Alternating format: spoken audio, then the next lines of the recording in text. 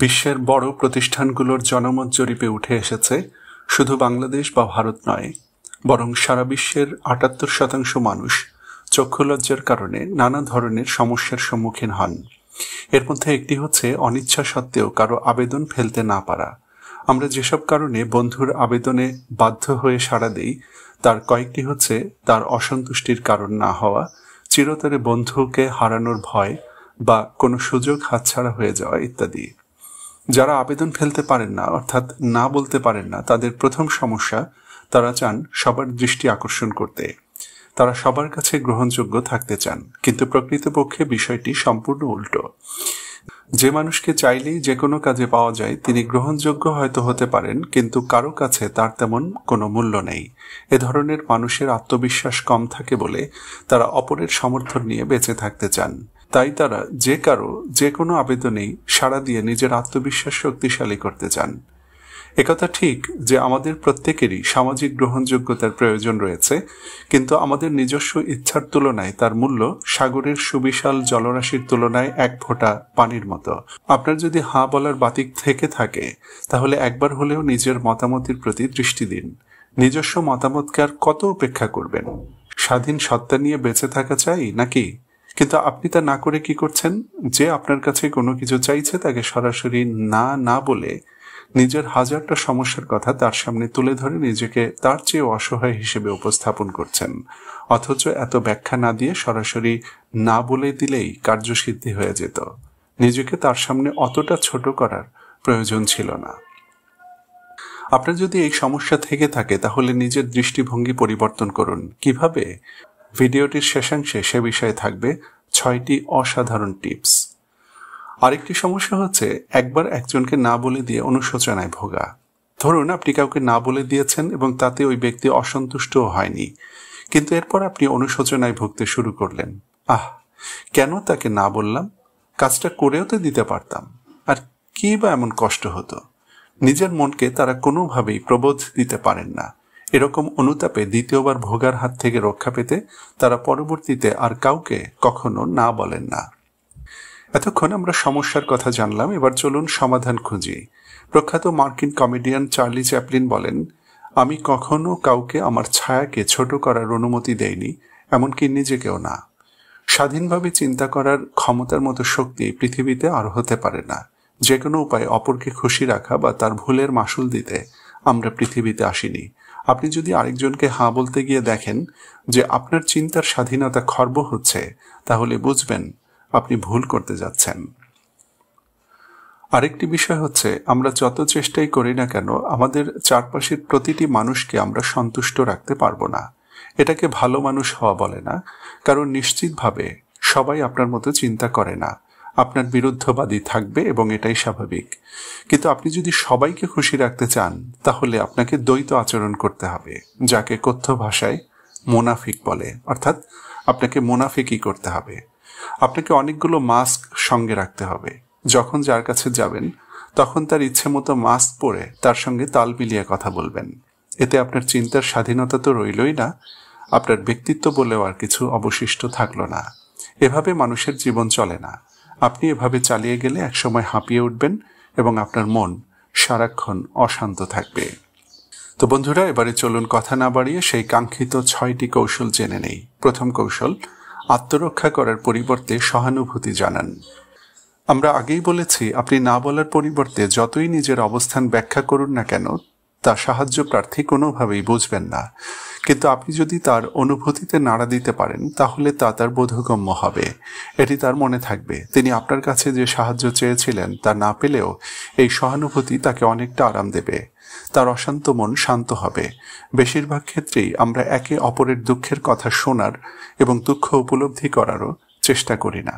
কিন্তু আপনি যদি তার কষ্টের কথা মনোযোগ দিয়ে শুনে তাকে সহানুভূতি জানাতে পারেন তাহলে তার বড় উপকার করলেন। এই উপকারের কথা তিনি সারা জীবন মনে রাখবেন। দ্বিতীয় কৌশল, আপনি নিজেকে কঠোর নিয়মানুবর্তী মানুষ হিসেবে তুলে ধরুন যার জীবনে ডিসিপ্লিন রয়েছে। আপনার জীবনে যদি ডিসিপ্লিন না থাকে তাহলে আমরা আপনাকে মিথ্যামিথ্যি তা প্রদর্শন করার অনৈতিক পরামর্শ দিতে পারি না। আপনি চেষ্টা করুন নিজের জীবনে ডিসিপ্লিন মেনে চলতে, কারণ যে কোনো ক্ষেত্রে সাফল্য অর্জনের প্রধান চাবিকাঠি এটি। কিন্তু যে কোনো কারণেই হোক আপনার জীবনে যদি ডিসিপ্লিন নাও থাকে, তারপরও এরকম একটি ভাব নিয়ে চলুন। এর ফলে সাহায্য প্রার্থী আগে থেকেই বুঝে যাবে যে আপনি কঠোরভাবে নিয়মানুবর্তী ও শৃঙ্খলাপূর্ণ জীবনযাপন করেন। কাজেই বৃথা আপনার সময় নষ্ট হতে পারে এমন কোনো আবেদন আপনার কাছে জানানোই সম্ভব নয়। আমেরিকার বিখ্যাত ব্যবসায়ী ওয়ারেন বাফেট এই কৌশলটি খুব ভালোভাবে কাজে লাগিয়েছেন। তিনি আর্থিক লেনদেনের সময় প্রতিপক্ষের কাছ থেকে মাত্র একবার দর নেন। যদি ওই দর বাড়ানো বা কমানো হয়, বাফেট তা প্রত্যাখ্যান করেন এবং কখনোই আর ওই ব্যক্তির সঙ্গে লেনদেনে যান না। তিনি কখনোই দামাদামি পছন্দ করেন না। এর ফলে যে কেউ বাফেটের সঙ্গে ব্যবসা করতে আসলে দাম প্রস্তাব করার সময় সব দিক বিবেচনা করে যুক্তিপূর্ণ দামটি প্রস্তাব করতে বাধ্য হয়। এর মাধ্যমে বাফেট নিজের ব্যক্তিত্বকে অনন্য উচ্চতায় নিয়ে যেতে সক্ষম হন এবং সবচেয়ে বড় কথা, দরদাম করার হাত থেকে নিজেকে মুক্ত রাখেন। তৃতীয় উপায়, অপরাধের অনুভূতি দূর করতে নিজের জন্য কিছু রেড লাইন ঠিক করা। আমাদের উদ্দেশ্য আপনাকে এটা শেখানো নয় যে কেউ যে দাবি নিয়েই আসুক না কেন আপনি সবাইকে না বলে তাড়িয়ে দেবেন। আমরা সামাজিক জীব, কাজেই অনেক সময় আমাদের অপরের সাহায্যের প্রয়োজন পড়বে। তাই আমরা যেটি করতে পারি সেটি হচ্ছে আমরা নিজেদের জন্য কিছু রেড লাইন ঠিক করে নিতে পারি এবং তা কঠোরভাবে মেনে চলতে পারি। ফলে এসব ক্ষেত্রে না বললে আমরা অনর্থক অপরাধ বোধে ভুগব না। আগেই যেমনটি বলেছি, ভিডিওর শেষ প্রান্তে আমরা আপনার জন্য 6টি রেড লাইন জানিয়ে দেব যা আপনার সারা জীবন কাজে লাগবে। চতুর্থ কৌশল, আবেদনকারীর কাছ থেকে সময় নিন। আপনি হয়তো প্রচণ্ড খুশিতে আত্মহারা হয়ে কাউকে কোনো প্রতিশ্রুতি দিয়ে বসলেন, কিন্তু পরে সম্বিত ফিরে পেয়ে দেখলেন যে ভুল হয়ে গেছে। এখন কি করবেন? প্রথমত আপনাকে নিজের উপর এতটা নিয়ন্ত্রণ আরোপ করতে হবে যে কেউ যেন আপনাকে ভুলিয়ে ভালিয়ে আপনার কাছ থেকে প্রতিশ্রুতি আদায় করতে না পারে। এরপর কেউ কোনো প্রতিশ্রুতি চাইলে তার কাছ থেকে চিন্তা করার জন্য সময় চেয়ে নিন। বলুন, আমি এখন অফিসে আছি বা একটি জরুরি কাজে ব্যস্ত আছি, পরে বিষয়টি নিয়ে কথা বলবো। এর মাধ্যমে আপনি তাকে অর্ধেক না বলে দিলেন। এরপর আরেকবার ফোন করলে যদি আপনি আরেকবার একই কথা বলেন, তাহলে সে শতভাগ নিশ্চিত হয়ে যাবে যে আপনি তার অনুরোধ রক্ষা করতে পারছেন না। পঞ্চম কৌশল, বিকল্প উপায় বাতলে দেয়া। আপনি প্রথমে সাহায্য প্রার্থীকে একথা বোঝান যে আপনি সত্যিই তাকে সাহায্য করতে ভীষণভাবে আগ্রহী, কিন্তু তিনি যে বিষয়ে সাহায্য যাচ্ছেন, যে কোনো কারণেই হোক, সেটি আপনি পারছেন না। আপনি তাকে বলুন যে এই কাজটি অমুক আমার চেয়ে ভালো করতে পারবে, অথবা আপনার যদি এ বিষয়ে কোনো অভিজ্ঞতা থাকে তা তার সঙ্গে শেয়ার করুন। আপনার এই অভিজ্ঞতা 1000টা সাহায্য করার চেয়ে তার বেশি উপকারে আসতে পারে। ষষ্ঠ ও শেষ কৌশল, কেন না বলছেন তা ব্যাখ্যা করতে গিয়ে পরিস্থিতির অবনতি ঘটাবেন না। আপনি যদি কারো সাহায্যের আবেদন প্রত্যাখ্যান করতে গিয়ে বারবার ক্ষমা চান বা বিষয়টি ব্যাখ্যা করতে যান, তাহলে তাতে আপনার দুর্বলতা প্রকাশ পাবে। নিজেকে কারো কাছে দুর্বল প্রমাণ করা শুভ লক্ষণ নয়, কারণ এতে আপনি বিপদে পড়তে পারেন।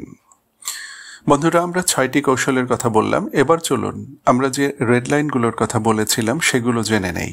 অবশ্য আপনি নিজের পরিস্থিতি অনুযায়ী এর সঙ্গে কিছু বিষয় বাড়াতে বা কমাতে পারেন। 1 নম্বর রেড লাইন, যে আর্থিক সাহায্যের আবেদন রাখতে হলে আপনাকে আপনার মাসিক ইনকামের শতকরা 20 বেশি খরচ করতে হয়, সে আবেদন রাখা যাবে না। 2 নম্বর রেড লাইন, অস্পষ্ট আবেদন, অর্থাৎ যে আবেদন করতে গিয়ে আপনার বন্ধু কোনো কিছু লুকাচ্ছে বলে মনে হয়, তা রাখা থেকে নিজেকে বিরত রাখুন। 3 নম্বর রেড লাইন, এমন কোনো লোন চুক্তি বা অন্য কোনো চুক্তির গ্যারান্টার হতে যাবেন না যেখানে আপনি বা আপনার কোনো ঘনিষ্ঠজনের স্বার্থ জড়িত নেই।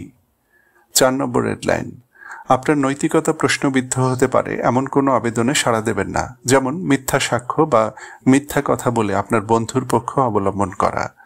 5 নম্বর রেড লাইন, 2 বন্ধুর সঙ্গে গণ্ডগোল বা কোনো প্রেমের সম্পর্কে গ্যাঞ্জাম বেঁধে গেলে সেখানে মধ্যস্থতা করতে যাবেন না। এবং 6 নম্বর রেড লাইন, অন্য যেসব আবেদন রাখতে গেলে আপনার মানসিক প্রশান্তি বিঘ্নিত হতে পারে, সেসব আবেদন রক্ষা করা যাবে না। তো বন্ধুরা, আমরা ভিডিওর শেষ প্রান্তে চলে এসেছি। আশা করছি এটি থেকে কিছুটা হলেও উপকৃত হয়েছেন। মনে রাখবেন, যারা আপনার উন্নতির পথগুলো রোধ করে দাঁড়ায়, তাদের সামনে নিজেকে প্রমাণ করুন, কথায় নয়, কাজের মাধ্যমে।